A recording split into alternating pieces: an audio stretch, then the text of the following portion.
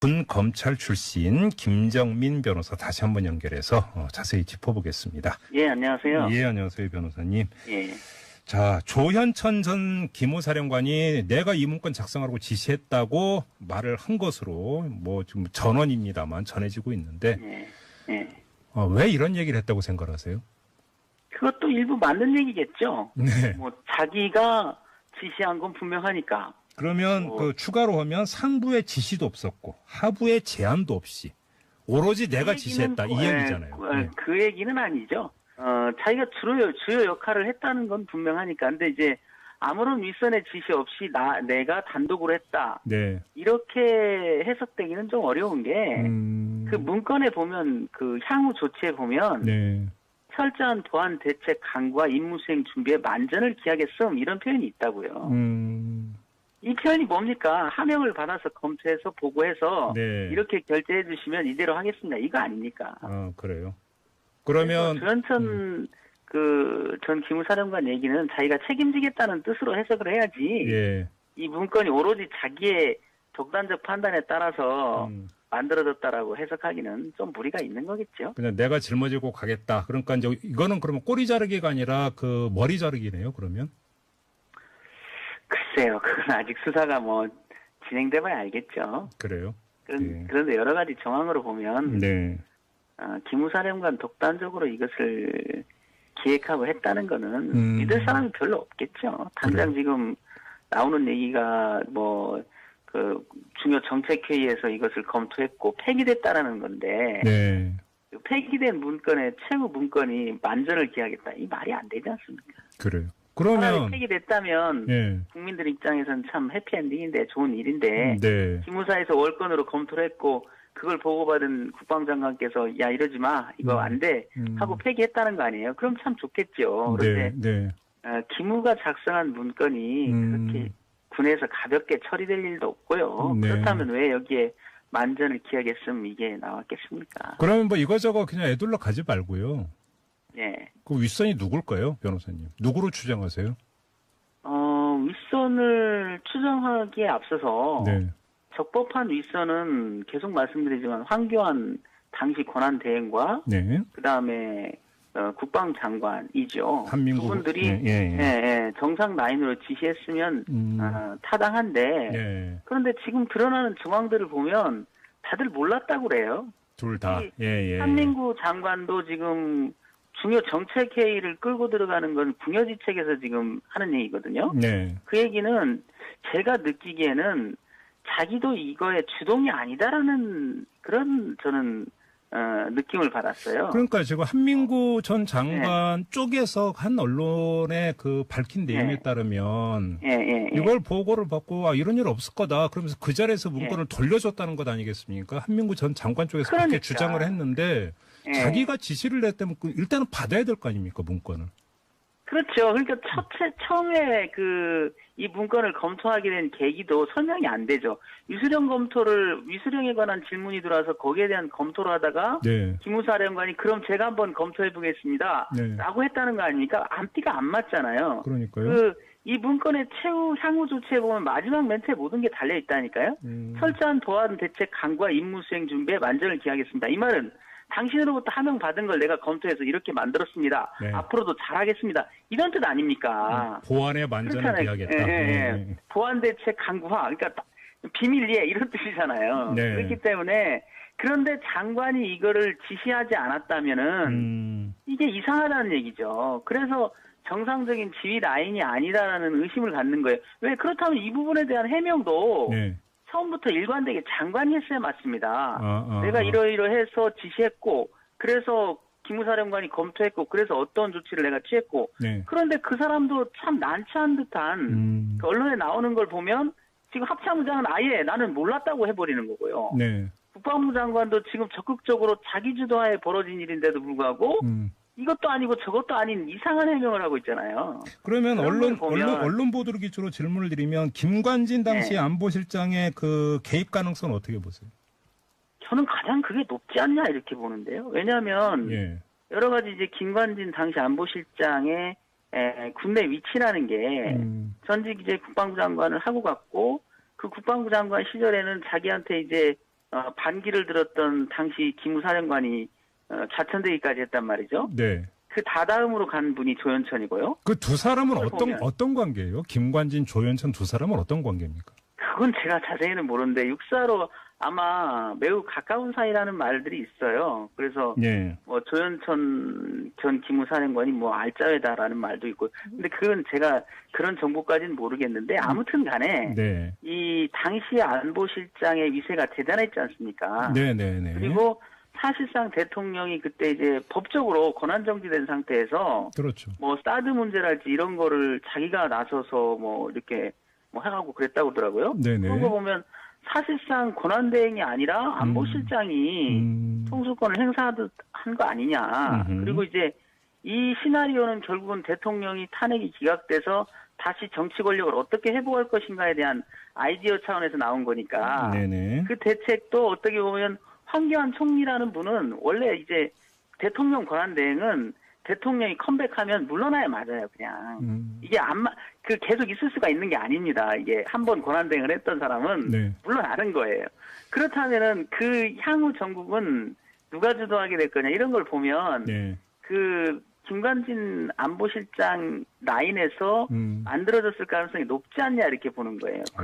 그렇기 때문에 합참의장도 배제되고, 국방부 장관도 배제된 거죠. 또, 당시에 이제 안보실장과 또, 당시 국방부 장관과의 관계가 국방부 장관이 사실은 적법한 군령권을 행사할 수 없을 정도로 그 막강했거든요. 김관진 안보실장이. 그래서 그런 추측이 되는데 그거는 그러나 추측이죠. 그게 조사 대상 아니겠어요? 바로 그것이? 특별수사단이 그 집중적으로 수사해야 되는 포인트 하나가 그거라는 점만 확인하고 다음으로 넘어가겠습니다. 지난주에 변호사님하고 인터뷰하는 과정에서 이제 어떤 이야기가 나왔냐면 이게 실행 계획 여부를 확인하는 아주 간단한 방법이 그러면 문건에 그 기재되어 있는 동원부대 쪽으로도 이게 그러면 그 공유가 된 건지만 확인하면 되는 거 아니냐 얘기가 나왔었잖아요.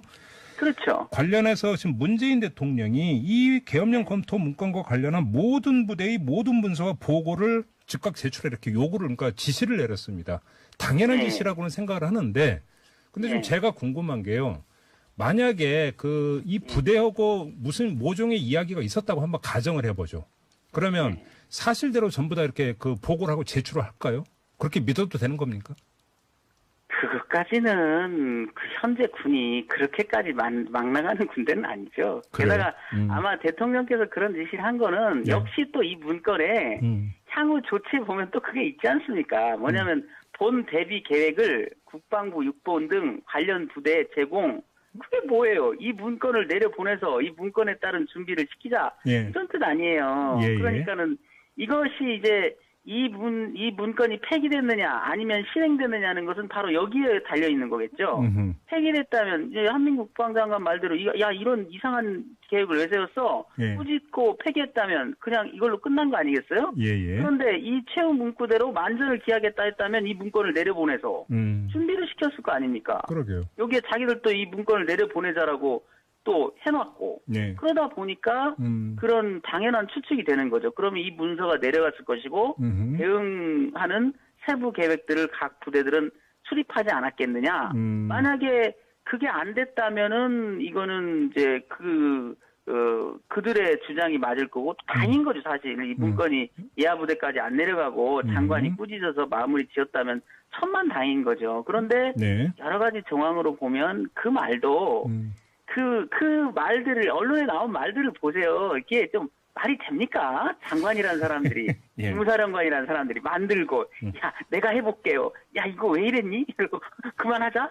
이게, 굉장히 공력을 들여 만든, 자기들 주장으로 국내 최고의, 국정을 제끼고 자기들이 1순위 정보기관이라는 자랑하는 조직에서 조직의 대표 병의로 만든 문건이 그렇게 폐기된다고요, 우리나라에서. 알겠습니다. 그런 문건을 왜 만듭니까? 알겠습니다. 또 하나만 여쭤보겠습니다. 송영무 국방장관이 3월 16일에 이석구 현 기무사령관으로부터 이 문건의 존재와 그 내용을 보고받은 다음에 청와대 문건은 제출하지 않았고 그냥 간략하게 논의만 한 사실이 밝혀졌는데요. 예. 송영무 장관의 이런 조치를 어떻게 평가를 하는지, 그리고 지금 언론에서는 이게 지금 또 특별수사단의 조사 대상이 되는 것 아니냐, 송영무 장관조차도, 이런 주장도 있는데요. 이건 어떻게 보세요? 저는 이제 그보다도 네. 이 문건이 청와대에서도 얘기했듯이 꼼꼼히 뜯어봐야 이 문건의 문제점들을 발견합니다.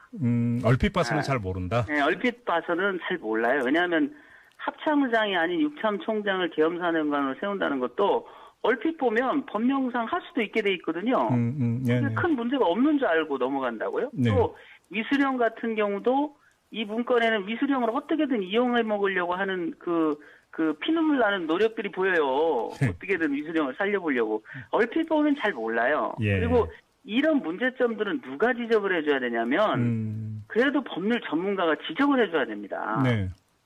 장관께서 아무리 그 합참에서 근무하시고 군에 오랫동안 몸담으셨다 하더라도 이 문서를 한번 딱 보고 와 이게 어마어마한 문서네 이런 짓을 이렇게까지 판단하기는 어려워요. 그래? 저는 오히려 장관보다는 네.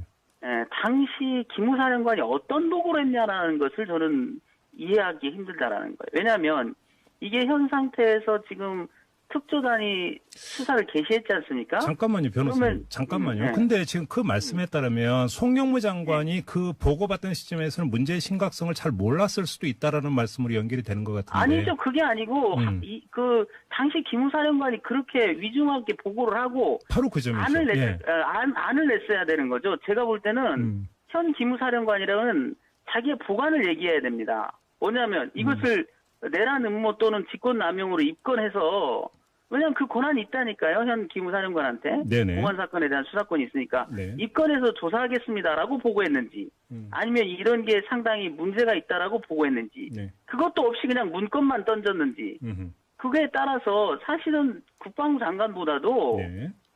기무사령관한테 나는 더 큰 책임이 있다고 봐요.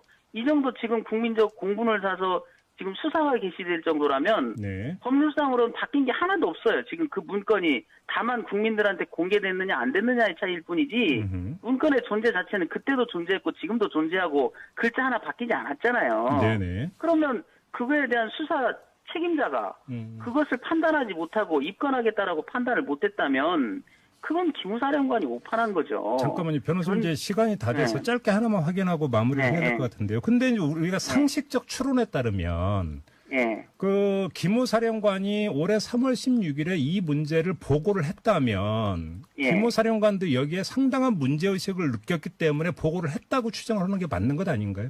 저도 그렇게 보는 거죠. 저도. 바로 그러면 여기서 이제 그래서 질문을 드리는 건데 만약에 이석구형 기무사령관이 이게 엄중한 문제라고 송영무 국방장관한테 보고를 했다고 뭐 가정을 해보죠. 근데 송영무 장관이 그 구체적인 내용과 문건 자체를 청와대에 전달을 안 했다라면 이걸 그렇다면은 장관도 그거는 굉장히 잘못한 거죠. 잘못하면 그거는 법적 책임도 어떻게 보면 물을 수도 있지 않느냐. 애매한 부분은 있는데 그게 직무유기까지 되는지는 애매한 부분이 있는데 만약에 이석구 사령관이 위중한 문제라고 형사처벌이 필요하거나 적어도 내사까지는 필요하다라고 보고를 했는데도 묵살했다면 정치적 책임은 벗기는 힘들겠죠. 그래서 이석구 사령관이 어떤 보고를 했는지가 중요한데 그런데 좀 이해가 안 되는 게 그렇게 위중한 보고를 했다면 왜 참모장, 이 문건을 작성한 참모장에 대한 최소한의 인사조치도 안 했냐는 거죠. 그렇네요. 만약에 사령관이 위중하다고 보고했다면 그래서 수사까지는 여러 여파 때문에 힘들겠다라고 장관이 판단했다 하더라도 당연히 넘버 2인 참모장부터 인사조치 했어야 맞는 건데 알겠습니다. 그래서 그 부분은 좀 밝혀봐야 되지 않느냐. 누구의 책임이라고 하기에는. 오늘 잖아요. 그렇죠. 관련해서 지금 문재인 대통령이 이 계엄령 검토 문건과 관련한 모든 부대의 모든 문서와 보고를 즉각 제출해 이렇게 요구를 그러니까 지시를 내렸습니다. 당연한 지시라고는 생각을 하는데 근데 좀 제가 궁금한 게요. 만약에 이 부대하고 무슨 모종의 이야기가 있었다고 한번 가정을 해보죠.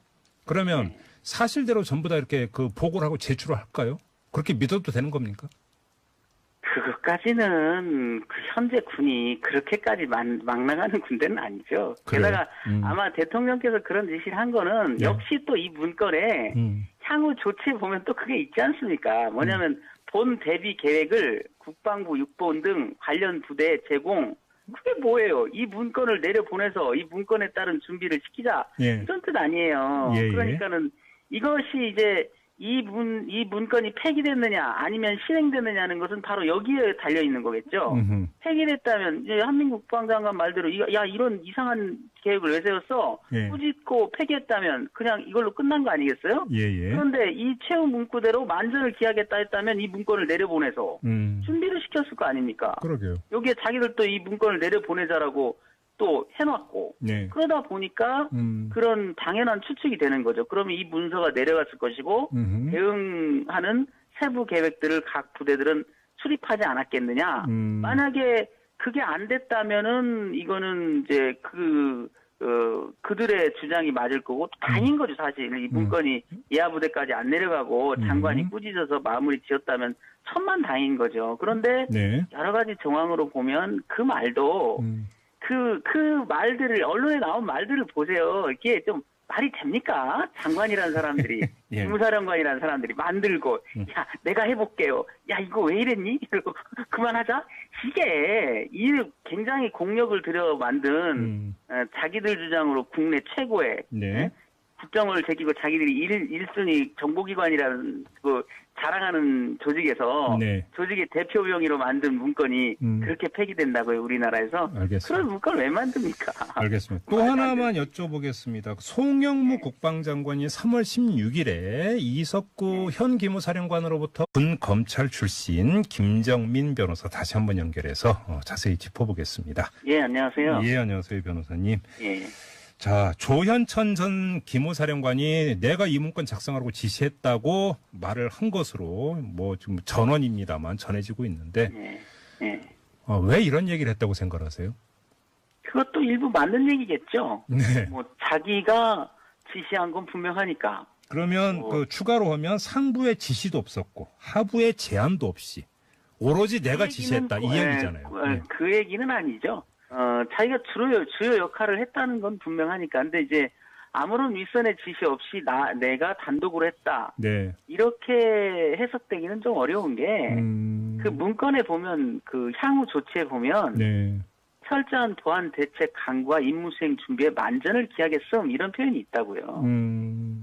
이 표현이 뭡니까? 하명을 받아서 검토해서 보고해서 네. 이렇게 결재해 주시면 이대로 하겠습니다. 이거 아닙니까? 그래요. 그러면 조현천 전 기무사령관 얘기는 자기가 책임지겠다는 뜻으로 해석을 해야지. 예. 이 문건이 오로지 자기의 독단적 판단에 따라서 만들어졌다라고 해석하기는 좀 무리가 있는 거겠죠. 그냥 내가 짊어지고 가겠다. 그러니까 이제 이거는 그러면 꼬리 자르기가 아니라 그 머리 자르기네요. 그러면. 글쎄요. 그건 아직 수사가 뭐 진행돼봐야 알겠죠. 그래요. 그런데 여러 가지 정황으로 보면. 네. 기무사령관 독단적으로 이것을 기획하고 했다는 거는 믿을 사람이 별로 없겠죠. 당장 지금 나오는 얘기가 중요 정책회의에서 이것을 검토했고 폐기됐다라는 건데 네.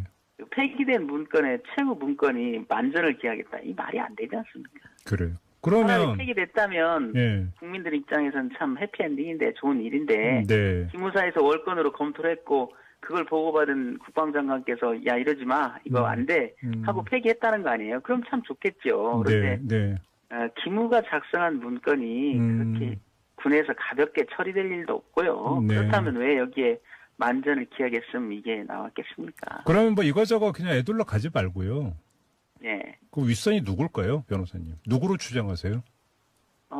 이 문건의 존재와 그 내용을 보고받은 다음에 네. 청와대 문건은 제출하지 않았고 그냥 간략하게 논의만 한 사실이 밝혀졌는데요.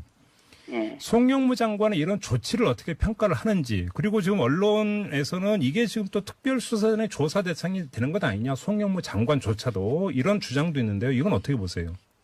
저는 이제 그보다도 네. 이 문건이 청와대에서도 얘기했듯이 꼼꼼히 뜯어봐야 이 문건의 문제점들을 발견합니다. 얼핏 봐서는 잘 모른다? 네, 얼핏 봐서는 잘 몰라요. 왜냐하면 합참의장이 아닌 육참총장을 계엄사령관으로 세운다는 것도 얼핏 보면 법령상 할 수도 있게 돼 있거든요. 큰 문제가 없는 줄 알고 넘어간다고요. 네. 또 위수령 같은 경우도 이 문건에는 위수령을 어떻게든 이용해 먹으려고 하는 그 그 피눈물 나는 노력들이 보여요. 어떻게든 위수령을 살려보려고. 얼핏 보면 잘 몰라요. 예. 그리고 이런 문제점들은 누가 지적을 해줘야 되냐면 그래도 법률 전문가가 지적을 해줘야 됩니다. 네. 장관께서 아무리 뭐 그 합참에서 근무하시고 군에 오랫동안 몸담으셨다 하더라도 이 문서를 한번 딱 보고 와 이게 어마어마한 문서네 이런 짓을 이렇게까지 판단하기는 어려워요. 그래? 저는 오히려 장관보다는 네. 당시 기무사령관이 어떤 도구를 했냐라는 것을 저는 이해하기 힘들다라는 거예요. 왜냐하면 이게 현 상태에서 지금 특조단이 수사를 개시했지 않습니까? 잠깐만요, 변호사님. 잠깐만요. 네. 근데 지금 그 말씀에 따르면 송영무 장관이 그 보고받던 시점에서는 문제의 심각성을 잘 몰랐을 수도 있다라는 말씀으로 연결이 되는 것 같은데. 아니죠. 그게 아니고 그 당시 기무사령관이 그렇게 위중하게 보고를 하고 바로 그 점이죠. 안을 냈어야 되는 거죠. 제가 볼 때는 현 기무사령관이랑은 자기의 보관을 얘기해야 됩니다. 뭐냐면 이것을 내란 음모 또는 직권남용으로 입건해서 왜냐하면 그 권한이 있다니까요. 현 기무사령관한테. 네네. 공안 사건에 대한 수사권이 있으니까. 네. 입건해서 조사하겠습니다라고 보고했는지 아니면 이런 게 상당히 문제가 있다라고 보고했는지 네. 그것도 없이 그냥 문건만 던졌는지 그거에 따라서 사실은 국방부 장관보다도 네. 기무사령관한테 나는 더 큰 책임이 있다고 봐요. 이 정도 윗선을 추정하기에 앞서서 네.